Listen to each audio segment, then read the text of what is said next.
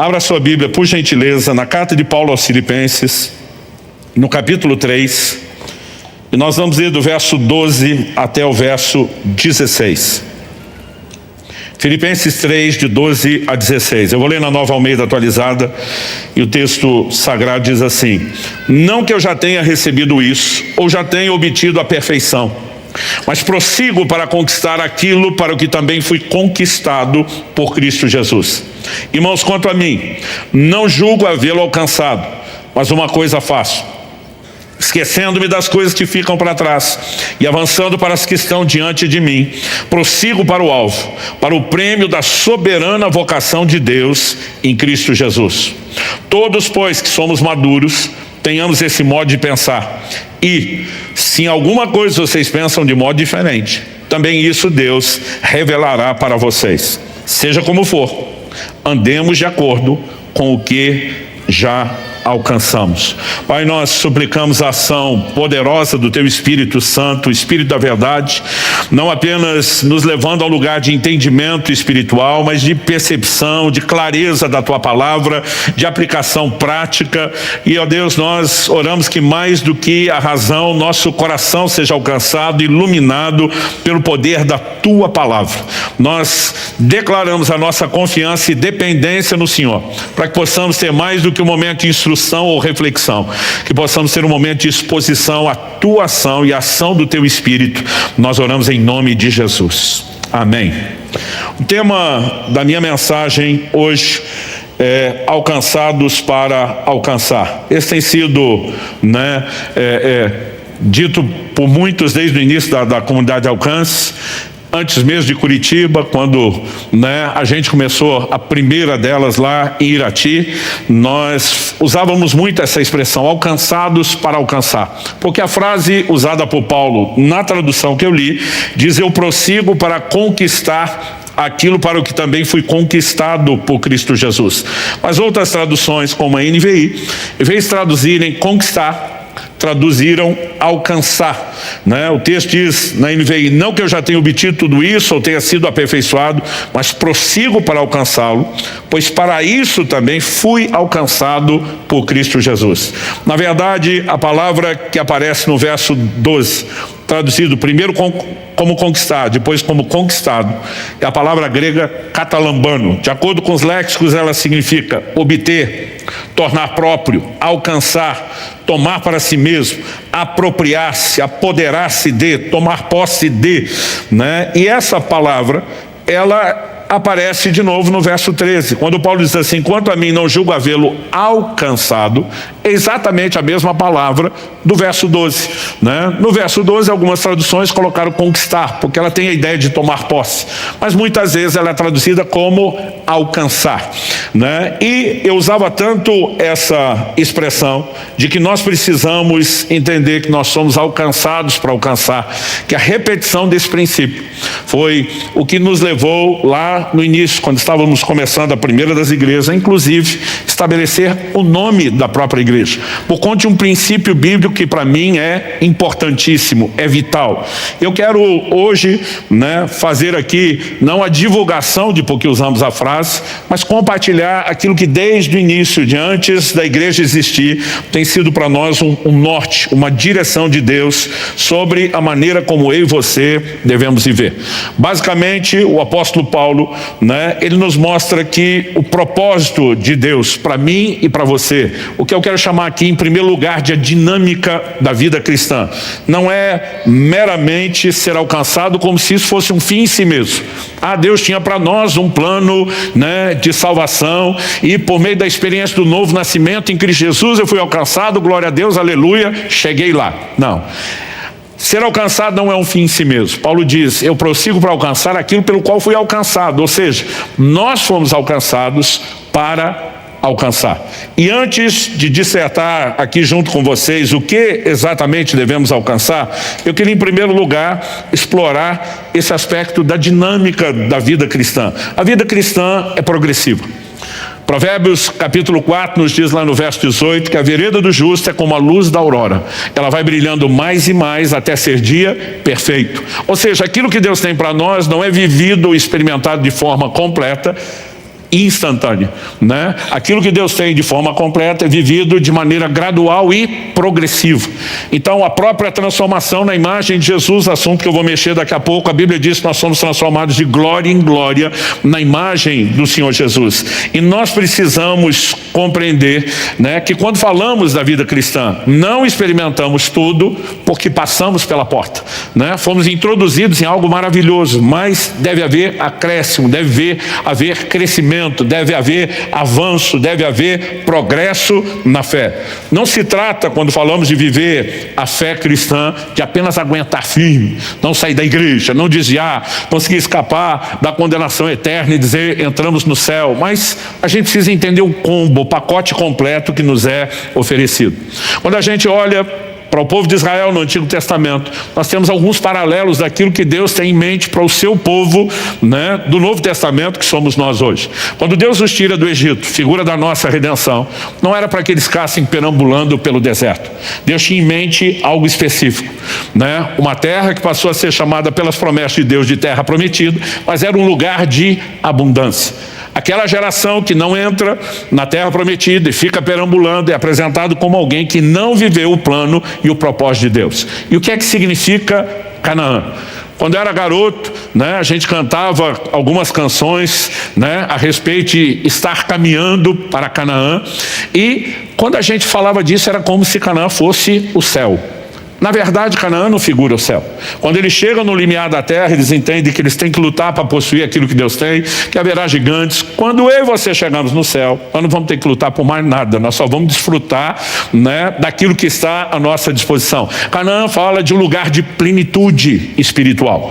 E eu e você precisamos entender que Deus não nos tirou do Egito para ficar perambulando pelo deserto, mas para nos introduzir num lugar de plenitude espiritual. Você pode dizer amém?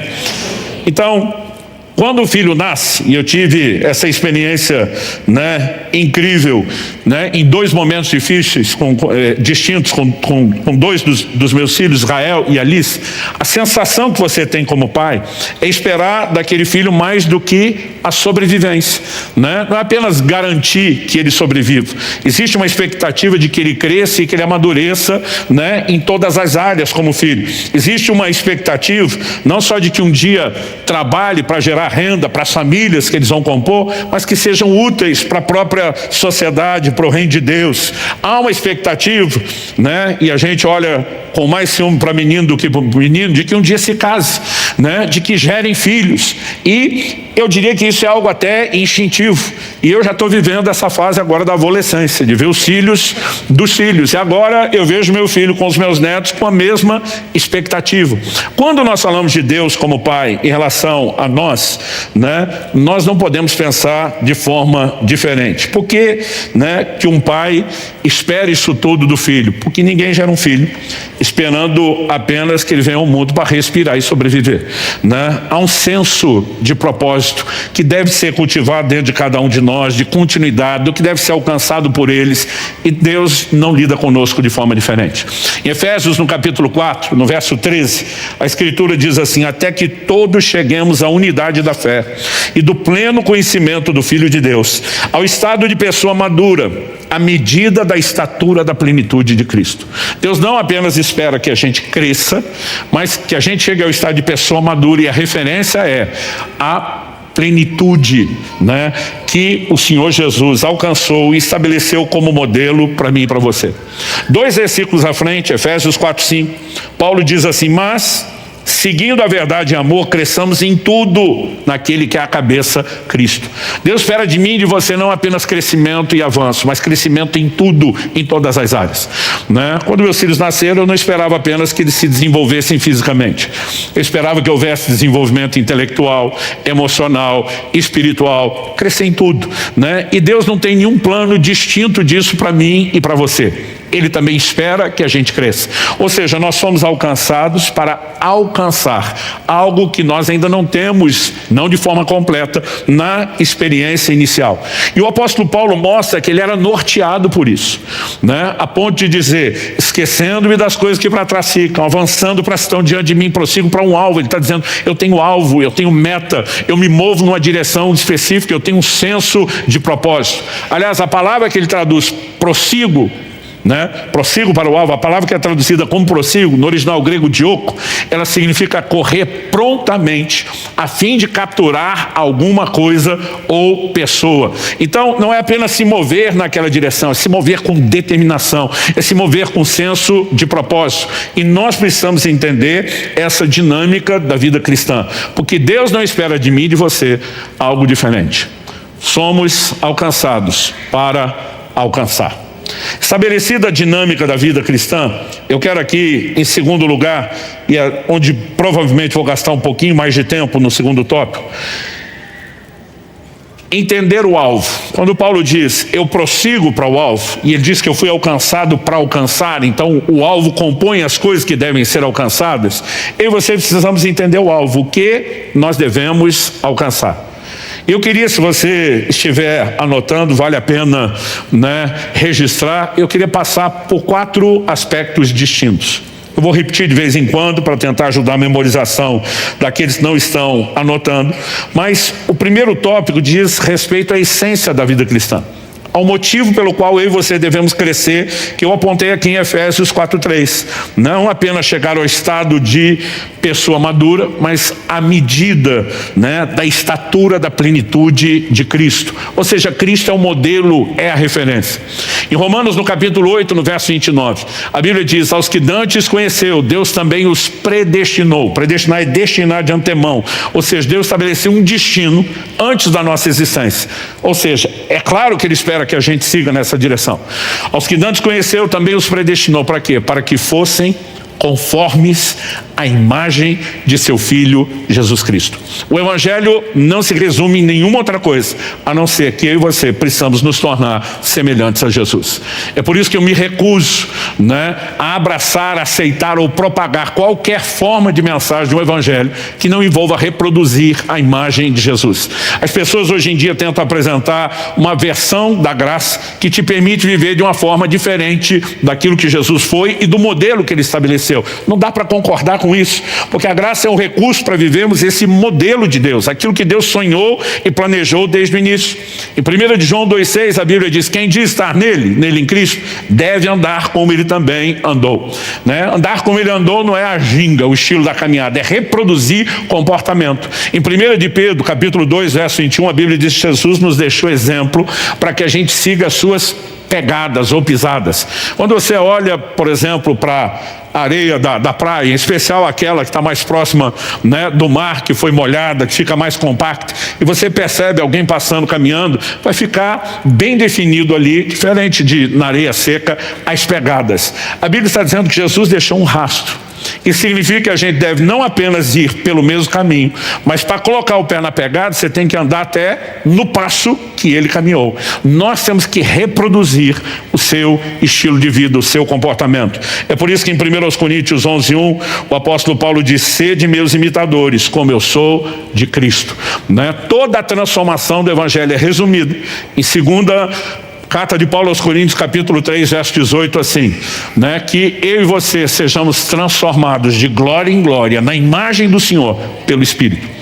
Em 2 Coríntios 3, Paulo vai falar do ministério do Espírito, e a ênfase principal do ministério do Espírito Santo em nós é nos transformar na imagem de Jesus. Então, quando Paulo diz, eu ainda não cheguei lá, eu ainda não alcancei, mas eu prossigo para alcançar, ele está falando, e nós não podemos deixar isso de fora da equação, ele está falando a respeito de maturidade, nos tornarmos plenos. Isso começa por reproduzir a imagem de Jesus. Quando você olha a visão que a palavra de Deus traz, no próprio ensino bíblico, em especial de Paulo, sobre a redenção, não dá para desconectar o que Jesus veio fazer de onde tudo começou a dar errado lá no início, com a queda, o que chamamos do pecado original em Adão. Aliás, se você puder, me acompanhe por gentileza, em 1 Coríntios, no capítulo 15, e eu quero ler com vocês do verso 45 até o 49, que diz, pois assim está escrito, o primeiro homem, Adão, se tornou um ser vivente. As traduções mais antigas dizem alma vivente. Mas o último Adão é espírito vivificante. O que vem primeiro não é o espiritual, e sim o natural. Depois vem o espiritual. O primeiro homem, formado do pó da terra, é terreno. O segundo homem é do céu. Como foi o homem terreno, assim também são os demais, são feitos do pó da terra. E como é o homem celestial, assim também são os celestiais. E assim como trouxemos a imagem do homem terreno, traremos também a imagem do homem celestial. O que o apóstolo Paulo está fazendo? Ele apresenta aqui um resumo de tudo, desde o início da criação, a queda do homem e o que é a obra da redenção em Cristo Jesus. Eu lembro que aos 15 anos de idade, foi a primeira vez que eu reparei nessa afirmação do verso 45. Ele fala do primeiro Adão, mas quando ele diz o último Adão, eu lembro de ter parado, para pensar, existe outro Adão, além do marido da Eva? E até aquele momento eu não vou dizer que eu nunca tinha lido esse versículo, mas nunca tinha percebido a informação de que tem outro. E eu lembro que eu parei na hora a leitura bíblica e fui consultar meu pai. Naquela época você não tinha consulta de internet, não tinha tanto recurso, não tinha GPT, mas o estudioso de Bíblia que eu tinha acesso era meu pai. Eu lembro que fui até meu pai e falei, tem outro Adão, além daquele primeiro do Éden, o marido da Eva? Meu pai raramente respondia uma pergunta sem fazer outra. Ele olhou para mim e falou, está perguntando por quê? Eu falei, porque eu estava lendo 1 Coríntios 15, Paulo fala do primeiro e do último Adão. Quando eu falei isso, ele me interrompe e disse, se fala de outro é porque tem. Aí eu senti as orelhas crescendo, falei, ok, vamos reformular a pergunta. Quem é o cara?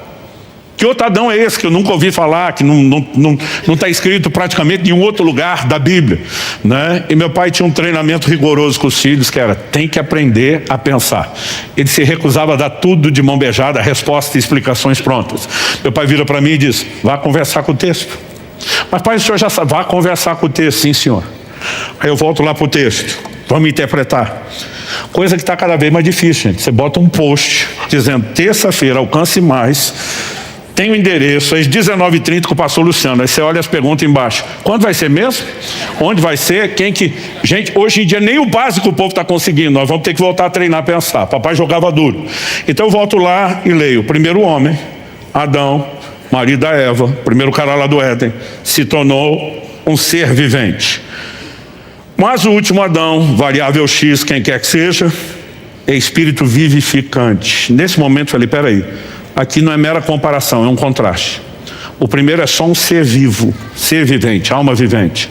O outro é um espírito vivificante, que dá vida, que comunica vida. E aí, a hora que eu percebi isso, eu comecei a prestar atenção nos próximos versículos. 46. O que vem primeiro, ordem cronológica de aparecimento, não é o espiritual, e sim o natural. Então, primeiro Adão, natural. O que vem depois, o último Adão, espiritual. Então agora você tem novo contraste, natural, espiritual.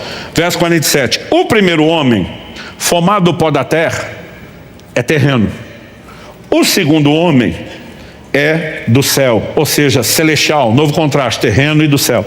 A diferença é que no verso 47, Paulo já dá uma pista de quem é o último Adão, é um homem. Tanto que ele chama de segundo homem. Agora, que homem seria esse para caber nessa interpretação? Que não é natural, mas é espiritual, não é terreno, é celestial. E em vez de ser criatura, alguém criado, ele é criador. Só uma pessoa que cabe nessa descrição.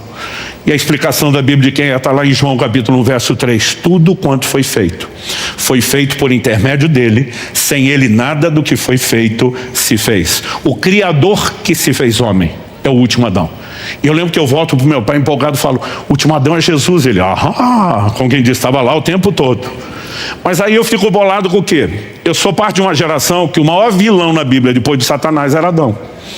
Porque a gente perguntava para os pregadores, se Deus é tão bom, por que a humanidade ficou tão ruim? E eles resumiam a teologia sem nenhuma explicação, diziam por causa de Adão. Mas não explicava o pecado original, suas consequências. Isso me fazia ter, na imaturidade de um adolescente, um sentimento quase que de raiva do Adão. Eu ficava pensando, se chegar no céu e o Adão estiver lá, nós vamos juntar os brothers, a irmandade, dar uma coça no miserável que tornou nossa vida terrível, que azarou a vida da gente aqui embaixo. Tudo que eu pensava era em vingança. Quando eu descubro que o último Adão tem uma relação com o primeiro, aquilo quase que me ofende. Eu digo, não, Jesus não pode estar associado a esse primeiro, cabeça da humanidade, que muitas vezes eu chamava de cabeção, pelo que fez. E aí eu vou discutir com meu pai, mas por que associar a pessoa de Jesus ao Adão, logo ao Adão? E meu pai disse, vai conversar com o texto. Mas pai, o senhor pode vá conversar com o texto. Aí eu volto de novo para conversar com o texto. E eu percebo que a comparação feita, além do contraste, é uma comparação. O verso 48 diz: como foi o homem terreno, assim também são os demais, são feitos do pó da terra. Por que que os demais que vieram do primeiro eram e são até hoje semelhantes a ele? Porque ele foi criado para ser um cabeça de raça, um protótipo, né? Um modelo. Então, ele gerou seres semelhantes a si. Agora, qual era o plano de Deus quando fez o primeiro cabeça de raça, o primeiro protótipo? A Bíblia diz que Deus o fez conforme a sua imagem e semelhança. E Deus estabeleceu uma lei para toda a criação: cada um reproduza conforme a sua espécie. Ela não valia só para vegetais e animais, a lei valia para o ser humano. Quando Deus faz o primeiro parecido consigo, o que é que ele esperava do resto de nós, que viríamos a partir do primeiro cabeça de raça? Que todos fôssemos semelhantes a ele. O problema é quando o primeiro homem pecou e o pecado entrou. E Paulo faz uma releitura de tudo lá em Gênesis, num versículo, Romanos 5,12. Por intermédio de um só homem entrou o pecado no mundo, através do pecado a morte passou a todos os homens. Quando a primeira matriz reprodutora pecou, e o pecado entra, deformou o molde. Ele continua debaixo de uma lei, vai reproduzir segundo a sua espécie. Mas Adão passa a reproduzir de acordo com aquilo que ele se tornou, e não de acordo com aquilo que ele foi criado para ser. E ele cria um problema em série, de produção em série. A verdade é que eu e você já nascemos com defeito de fábrica. Tudo por causa do Adão, sem querer alimentar a mágoa quanto o Adão. Quando Deus envia Jesus, Jesus não vem apenas com o propósito de perdoar os pecados da linhagem do primeiro Adão. Cristo vem para ser um novo cabeça de raça, para restaurar o propósito de reproduzir a imagem de Deus que havia sido comprometido. Porque o primeiro é natural, todos os que nascem dele naturalmente reproduzem a sua imagem. Mas porque o segundo é espiritual, nós não nascemos dele de forma natural como do primeiro, mas temos que nascer. Por isso que Jesus explica para Nicodemos: se alguém não nascer de novo, não pode entrar no reino de Deus. Porque a natureza se recebe por nascimento. Recebemos uma natureza adâmica, uma natureza carnal, pecaminosa, por conta de um nascimento natural. Mas recebemos a natureza de Deus por conta de um nascimento espiritual. E Jesus não veio só perdoar os pecados da linhagem do primeiro Adão. Ele veio ser um novo cabeça de raça. Essa é a razão pela qual ele não é chamado de segundo Adão. Ele é chamado até em um momento específico de segundo homem, mas ele é chamado de último, porque o primeiro falhou, e o que Deus enviou depois não iria falhar, iria cumprir o seu propósito. A essência do Evangelho é de que a partir do momento em que eu e você nascemos de novo, nós temos os recursos para manifestarmos a imagem de Deus vivido na sua plenitude por Jesus. Quem está entendendo, diga amém. Esse é o nosso alvo primário de vida cristã. Agora, quando nós falamos a respeito disso, não dá para conceber um evangelho que não comece do começo. Em João, no capítulo 3, no verso 30, nós temos uma declaração de João Batista: convém que ele cresça e que eu diminua. Ela é feita num contexto de que o ministério de João Batista está minguando. Ele está batizando cada vez menos gente, Jesus cada vez mais. Ele está dizendo: gente, convém que ele cresça, ele vai aparecer, ele vai ganhar o cenário, e eu tenho mesmo que sumir, né? Já deu minha hora, já cumpri o meu propósito. Mas quando nós falamos da formação da imagem de Cristo em nós, que não é instantânea, o apóstolo Paulo escreve aos Gálatas, diz no capítulo 4, né? Ele faz a seguinte afirmação: meus filhinhos, porque de novo sinto dores de parto até que Cristo seja formado em vós. Essa transformação, como eu disse, na imagem de Jesus não é instantânea. Ela é gradual, ela é progressiva e ela precisa acontecer. Então, é justo que a gente tome a afirmação de João Batista, ainda que ela tenha sido dito por ele num contexto ministerial, mas para falar de transformação, e reproduza como fazemos nas nossas canções: convém que ele cresça e que eu diminua, né? Que a imagem dele ganhe cada vez mais volume e expressão, que o caráter de Cristo prevaleça, e que eu e você possamos entender o que significa estar crucificado, morrer para nós mesmos, para que a vida de Cristo se manifeste por intermédio de nós. Esse é o ponto central do Evangelho. Quando as pessoas pregam apenas um evangelho que promete bênçãos e melhoria de uma vida terrena, né, sem começar pelo princípio, né, isso se torna ou acaba se tornando uma deturpação do evangelho. Quando as pessoas apresentam apenas uma versão de bênçãos, como se isso fosse mais importante do que a própria salvação, isso se torna uma deturpação do Evangelho.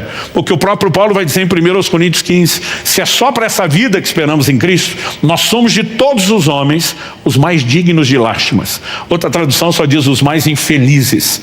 Agora, isso não significa que, se entendemos o que é ser transformado na imagem de Jesus e que a salvação é de fato algo importantíssimo, isso não significa que Deus não tenha mais nada para fazer na nossa vida terrena.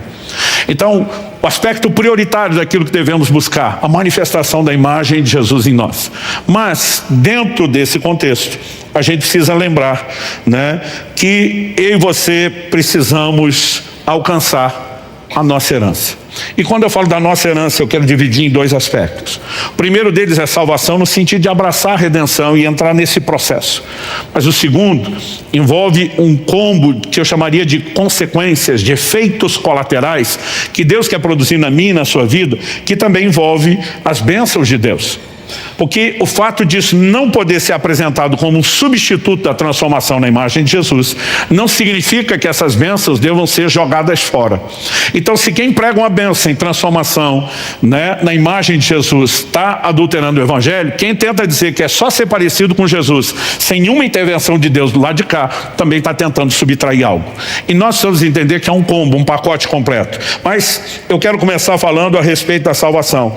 Em 1 de Pedro, no capítulo 1, no verso 9, o apóstolo Paulo diz assim: para que alcanceis o fim da vossa fé, a salvação das vossas almas. Essa ideia de fim, né, ela foi traduzida na Nova Almeida atualizada como obtendo o alvo. Ou seja, é fim no sentido de propósito final da vossa fé, a salvação da alma. O próprio Jesus questiona em Marcos 8, 36 a 38, de que adianta o homem ganhar o mundo inteiro e perder a sua alma, né? Tem muita gente de conta bancária cheia e coração vazio. Agora, tem gente de coração cheio, né, e que não precisa necessariamente viver só de conta bancária vazia. Porque muitas vezes as pessoas estão quase que pregando que você tem que escolher entre uma coisa e outra. O mais importante, evidentemente, é que a gente compreenda o que Deus tem, a gente tenha a perspectiva de eternidade, a gente entenda que melhor do que qualquer conforto, felicidade ou bênção terrenas são passageiras, os valores espirituais vêm em primeiro lugar, estão acima e são mais importantes e de fato devem ser buscados. Quando eu falo da salvação, a gente tem uma responsabilidade de interagir com aquilo que Deus oferece. Em Atos capítulo 2, verso 40, né, o apóstolo Pedro diz: salvai-vos dessa geração perversa. Quando ele joga no imperativo, salvem-se vocês, significa que, embora a salvação é algo disponibilizado por Deus, a gente tem que se posicionar, a gente tem que interagir. Mas a mesma escritura que fala a respeito daquilo que está à minha e à sua disposição, ela também nos fala a respeito da responsabilidade que nós temos de consolidar e de não abortar aquilo que Deus iniciou. Na segunda epístola de Pedro, no capítulo 1, nos versos 10 e 11, o apóstolo diz: por isso, irmãos, procurem com empenho cada vez maior confirmar a vocação e eleição de vocês, porque fazendo assim, com empenho cada vez maior, confirmando a vocação e eleição, vocês jamais tropeçarão. Verso seguinte, 11, pois dessa maneira é que lhe será amplamente concedida ou suprida a entrada no reino eterno de nosso Senhor e Salvador Jesus Cristo. Então, quando falamos a respeito da imagem de Jesus, o ponto central mas alcançar a nossa herança, né, que diz respeito a trilhar todo esse processo de salvação que nos leve a viver a eternidade com Cristo, tem que ser considerado parte da nossa herança. Mas, como eu disse, essa parte que vem em primeiro lugar e é mais importante, não precisa necessariamente excluir a outra. Eu comecei afirmando que Deus não tirou os israelitas do deserto para que eles vivessem perambulando pelo deserto. Há um lugar de plenitude espiritual. Em Efésios 1:3, a Bíblia diz que Deus já nos abençoou com toda sorte de bênçãos nas regiões celestiais em Cristo Jesus. O problema de muitos crentes é que eles sequer conseguem imaginar ou vislumbrar aquilo que está à sua disposição, aquilo que eles têm nesse combo dessa herança em Deus. Em Mateus, no capítulo 15, dos versos 26 a 28, a gente tem o final de uma conversa, um episódio, que é quando uma mulher cirofenícia, ou seja, cananeia, ela não era de Israel, ela vem até o Senhor Jesus implorando para que a sua filha, que estava horrivelmente endemoniada, fosse liberta, para que Jesus a libertasse. Primeiro Jesus não responde palavra, a mulher insiste, né? Jesus dá outra negativa depois do silêncio, dizendo: eu não fui enviado senão as ovelhas perdidas da casa de Israel. Isso não significa que os gentios não seriam alcançados, mas que dentro do plano de Deus há uma ordem. O apóstolo Paulo, quando escreve aos Romanos, ele fala que a salvação é para todo o que crê e que Deus não faz acepção de pessoas. Mas apesar de dizer salvação é para todo mundo e Deus não faz distinção, ele faz distinção de ordem, não de importância. Ele diz primeiro do judeu, depois do gentil. O próprio apóstolo João inicia o seu evangelho dizendo lá nos primeiros versículos do primeiro capítulo que Jesus veio para o que era seu, o seu povo, mas eles não o receberam. Mas a todos quantos o receberam, evidente que seríamos introduzidos, mas na ordem do plano de Deus. Primeiro o judeu. Tanto que Jesus dizia repetidamente aos seus discípulos: e de antes, o antes é primeiro, as ovelhas perdidas da casa de Israel. Quando Jesus dá essa resposta, né, profunda teologicamente, para a mulher, ele está dizendo: não vou te atender. Ela insiste. E aí a terceira negativa de Jesus é uma alegoria. Ele diz: mulher, não é lícito tomar o pão dos filhos e dá-lo aos cachorrinhos. Jesus não está xingando, chamando a mulher de cachorra, como eu já vi gente me perguntar. A palavra cachorrinho, ela fala do pet, aquele animalzinho de estimação, o que convive na mesma casa, que é querido por todo mundo, né? Ou seja, não existe um elemento pejorativo, mas Jesus está dizendo: filho está numa posição, o pet está em outra. E ele não pode usurpar o direito do filho.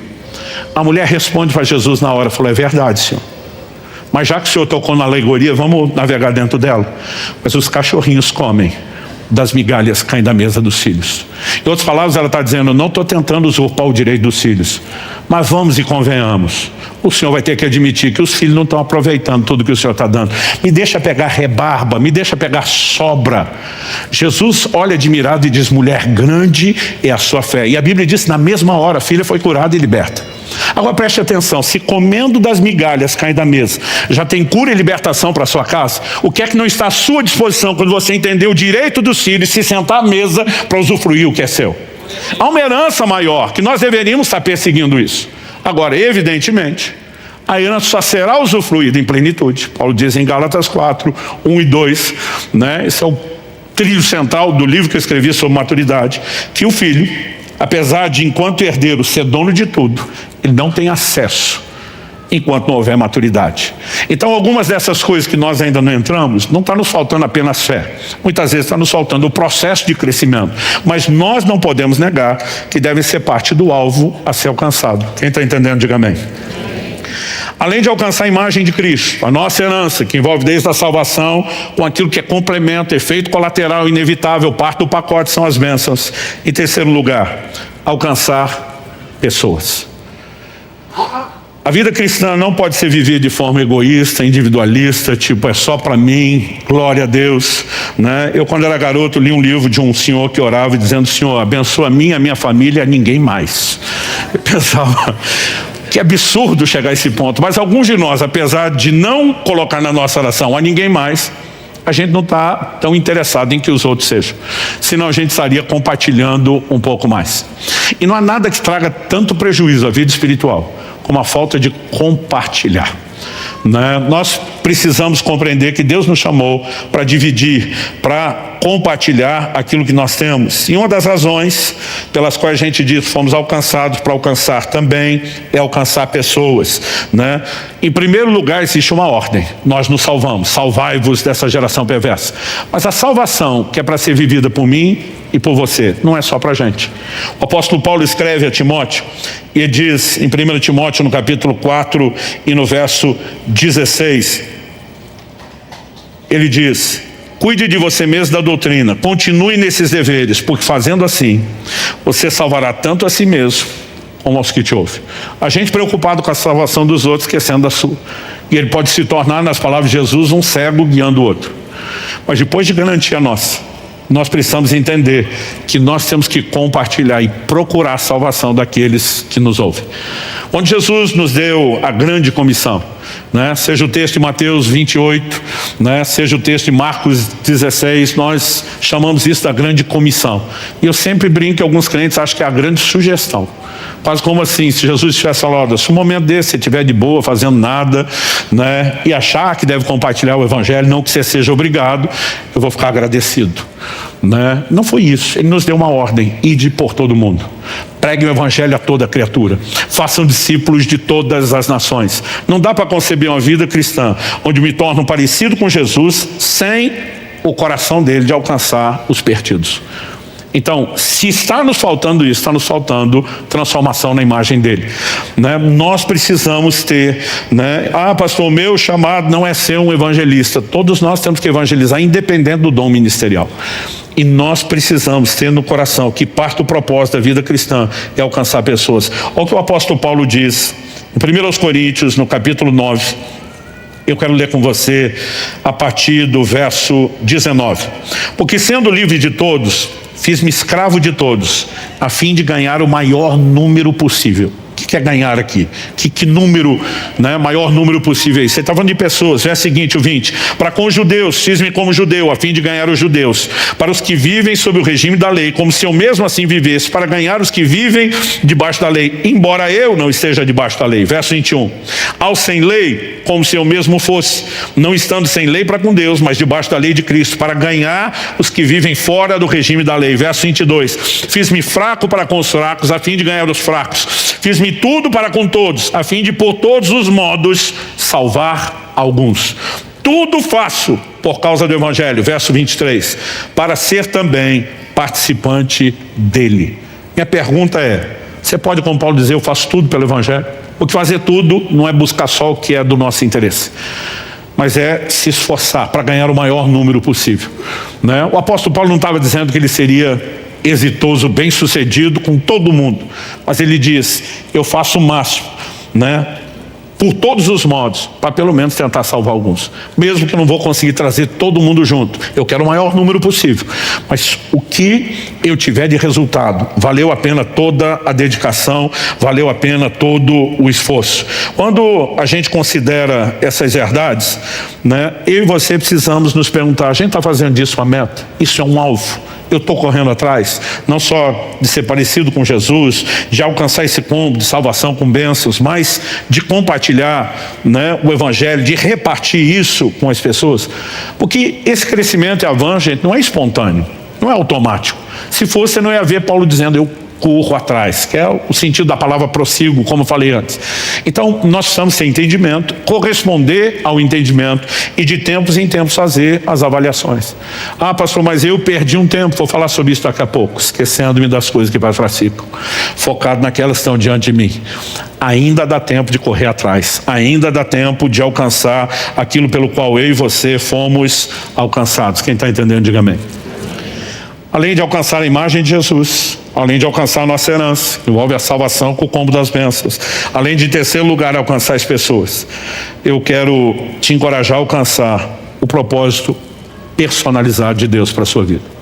Enquanto eu e você cumprimos o propósito generalizado, ser transformado na imagem de Jesus, alcançar a nossa herança, alcançar pessoas, porque isso é para todo mundo, nós também precisamos levar em consideração que Deus tem um plano personalizado. Tem coisas que Ele vai pedir para mim, que Ele não vai pedir para você. Tem coisas que Ele vai pedir para você, que não vai pedir, né, para a pessoa que está sentada do seu lado. E a Bíblia fala muito desse propósito personalizado. Em Esther 4,14 nós vemos a pergunta que Mardoqueu faz à rainha: quem sabe se não foi para um tempo como este que chegasse a ser rainha? O que ele está dizendo? Minha filha, você acha que Deus colocou aí apenas para você viver num spa permanente no palácio, ter todas as regalias de maneira, né, egoísta, onde só você? Será que essa influência não foi dada por um motivo? Será que o motivo pelo qual Deus te concedeu não chegou? Você olha o apóstolo Paulo em Atos 26, 19, pregando, testemunhando o evangelho diante do rei Agripa, e diz assim: eu não fui desobediente à visão celestial. Agora ele está falando do chamado dele, de pregar o evangelho não só a judeus, mas a gentios. E nós precisamos também entender, há um plano personalizado. Tem coisas que nós vamos fazer como todo mundo faz: buscar transformação na imagem de Jesus, buscar alcançar nossa herança com salvação e bênçãos, alcançar pessoas. Mas Nem todo mundo tem direito de viver como quer e achar que pode escolher tudo que faz. Tiago escreve e diz: vocês estão dizendo, hoje ou amanhã nós mudaremos para tal cidade, vamos negociar, vamos ganhar dinheiro. Deveriam dizer, se o Senhor quiser. Deus tem um plano pessoal e esse plano também tem que ser buscado. Então eu quero subdividir esse alvo em 4 aspectos. A imagem de Jesus, você pode repetir comigo só para efeito didático? Fala: alcançar a imagem de Jesus, alcançar a nossa herança, alcançar pessoas e alcançar o propósito personalizado. Definido isso, eu encerro baseado no que Paulo falou, tentando te ajudar a entender como agir, cobrindo todos os ângulos temporais, passado, presente e futuro. E Paulo diz: esquecendo-me das coisas que para trás ficam, passado. Ele fala: eu prossigo, eu corro atrás, está falando de decisões do presente, com vista a alcançar um alvo que ainda está lá para o futuro. Prossigo para o alvo. Como que nós lidamos, com questões como passado, presente e futuro? Passado diz respeito não só de onde saímos, mas as coisas que já fizemos, O presente diz respeito a onde estamos, o lugar das decisões e de uma semeadura.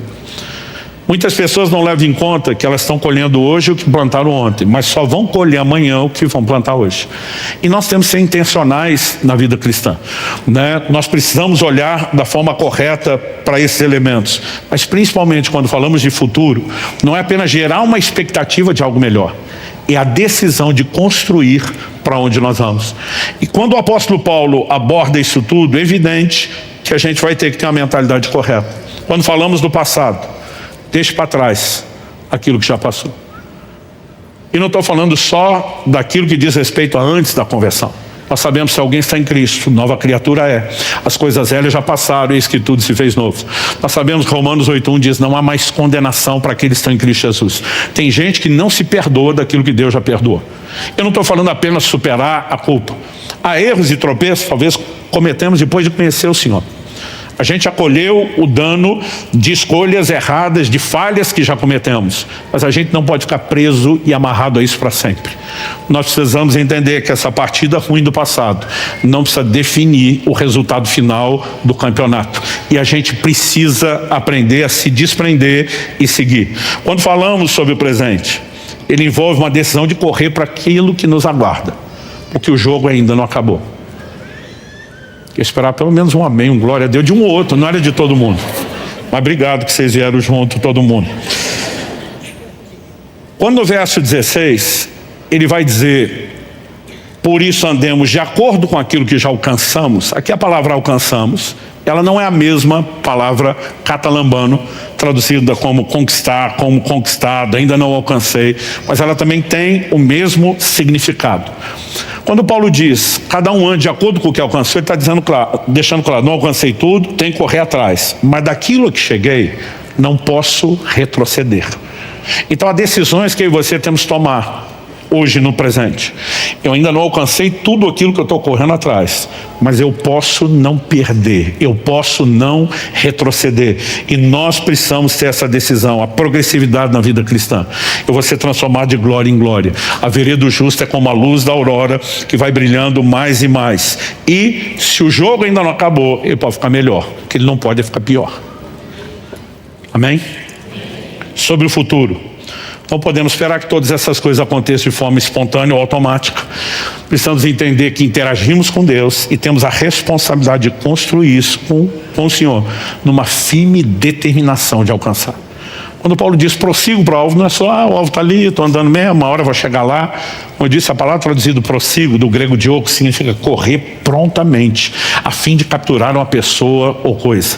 Paulo, em outras palavras, está dizendo: eu estou no modo sangue nos olhos, faca no dente, eu tenho meta, eu fui alcançado para alcançar, eu vou correr atrás dessas coisas, vou correr com determinação, vou fazer isso com intencionalidade, ou seja, vou cooperar com Deus para que eu possa crescer em tudo, naquilo que é o cabeça, Cristo Jesus. Você recebe essa palavra? Quero que você fique em pé para parecer que está acabando. Nossas vidas existem, falando coletivamente, mas de cada um de nós enquanto indivíduo, com um propósito. Eu e você não viemos a esse mundo apenas para nascer, sobreviver, até o momento de morrer e dizer agora acabou, pelo menos aqui. E não há realização fora do propósito. Tem muita gente se perdendo porque ela está buscando realizações em áreas que os tiram do propósito. Mas quando eu e você começamos a nos alinhar com o plano e o propósito de Deus, antes de mais nada, uma realização sobrenatural. A verdade é que o cristão não depende de alegria circunstancial. Só a alegria da salvação já devia encher a nossa vida de tal forma que a gente atropelaria as circunstâncias. Mas há um senso de realização interior, que normalmente vem de um alinhamento ao plano e ao propósito de Deus. E quando estamos cumprindo, nós estamos trabalhando na contramão daquilo que Deus tem. Eu lembro de uma ilustração que eu ouvia desde criança, que o mar morto só é morto porque ele recebe, mas não compartilha água. Ele está centenas de metros abaixo do nível do mar. E a água que corre para lá não tem para onde escoar. Então para onde ela sai? Só por evaporação. Quando a água evapora, os minérios ficam, os sais ficam. A concentração de sal no mar morto é absurda. Eu digo que, que o mar não é só morto, é morto e matador. Quem vai visitar ali a região das terras bíblicas, seja do lado de Israel, da Jordânia, e vai entrar no Mar Morto, normalmente os guias avisam. Se você tem alguma micose entre os dedos do pé, provavelmente vai sair curado. Não é à toa que os nossos pais, no caso de alguns são mais novos, os avós, quando tinha dor de garganta, estava a tal da salmoura. Porque não há quase que nenhuma forma de vida. Não vou dizer nenhuma, que tem bactérias, uma coisa ou outra, algumas formas que já foram detectadas, mas são raríssimas. Por quê? Quando a gente só recebe e não compartilha, a gente entra no modo estéril, não há realização. Quando alcançamos os filhos, pode dar trabalho? Dá um trabalho. Eu fico olhando meus netos agora e lembrando do trabalho que eu já tive e não lembrava mais com os meus filhos. Do trabalho que meu filho está tendo agora. Porque vocês sabem que vô não troca fralda. Vó é mais mole. Vó curte, aproveita, brinca. A hora que chora diz, toma que o filho é seu. Mas eu fico me lembrando, e meu filho me lembra disso o tempo todo, que toda hora ele fica agradecendo. Pai, eu também te deixava noites mal dormidas. Sim, me perdoa. Quero dizer o quanto eu sou grato. Eu falo, gente, um filho muda a vida de qualquer um. Mas ao mesmo tempo que existe alguns estresses, a alegria que os filhos trazem na casa é algo impressionante. Na vida da gente. E eu e você precisamos sempre estar acompanhando pessoas, alcançando, depositando nelas. Há sempre uma realização que é maior do que o trabalho que isso proporciona. Não importa a área que nós estamos falando, se estamos seguindo na direção correta, haverá um senso de realização. Se está nos faltando isso, é um bom termômetro de que há questões que nós temos que avaliar. Eu te encorajo a repensar isso não apenas aqui e agora. Uma das razões pelas quais nas células, durante a semana, a gente procura mastigar de novo a palavra, é para criar uma cultura de avaliação, de aplicação prática. Mas o que vai fazer diferença não é só se você vai pensar ou ouvir outros que pensaram. É se você de fato vai orar, trabalhar a respeito. E eu espero que você saia daqui com um entendimento. Ser alcançado não era um fim em si mesmo. Nós somos alcançados para alcançar a imagem do Senhor, a nossa herança, pessoas e o propósito divino. E se ao longo do caminho falhamos, não vivemos ainda da maneira como deveríamos, a gente esquece o que fica para trás. A gente toma decisões claras e a gente constrói o nosso futuro. Pai, eu oro por cada um dos meus irmãos e irmãs aqui presentes e por aqueles que nos acompanham por meio dessa transmissão, ou mesmo posteriormente por meio de uma gravação. Eu oro que nesse momento o Senhor não apenas fale, mas haja no coração de cada um.